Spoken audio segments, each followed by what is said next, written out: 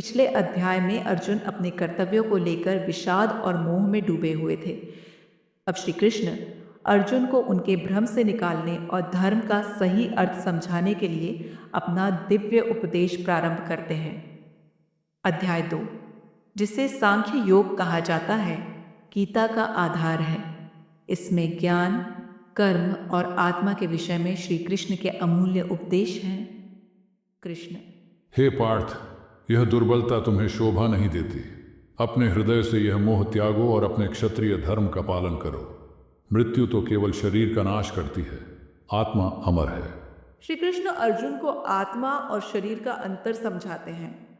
कृष्ण: हे अर्जुन, आत्मा न जन्म लेती है और न मरती है। ये अजर, अमर और अविनाशी है। जैसे मनुष्य पुराने वस्त्र त्याग कर नए वस्त्र धारण करता है, वैसे ही आत्मा पुराने शरीर को छोड़कर नया शरीर धारण करती है।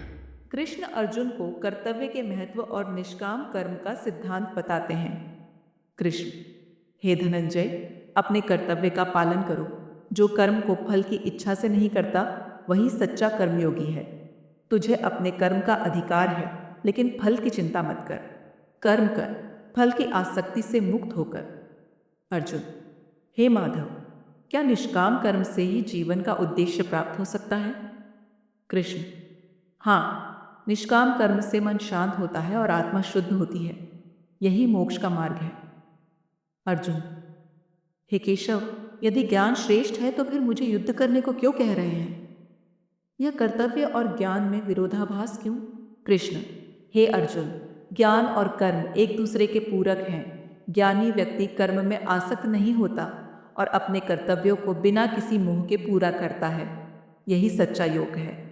श्री कृष्ण अर्जुन को बताते हैं कि जीवन के सभी दुखों का समाधान योग है। कृष्ण: हे पार्थ, जब मनुष्य सुख दुख, लाभ हानि और जय पराजय को समान रूप से देखता है, तब वह योगस्थ हो जाता है। यही सांख्य योग का सार है। कृष्ण अर्जुन को आत्मा के ज्ञान, कर्तव्य के महत्व और योग के माध्यम से मन की स्थिरता प्राप्त करने का मार्ग दिखाते हैं। अध्याय 2 हमें जीवन के हर क्षेत्र में संतुलन और धैर्य बनाए रखने की सीख देता है।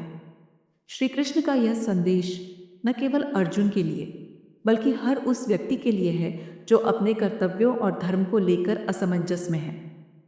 कृष्ण: उठो, हे अर्जुन, अपने धर्म का पालन करो। मोह और संशय को त्यागो। यही तुम्हारा कर्म और धर्म है।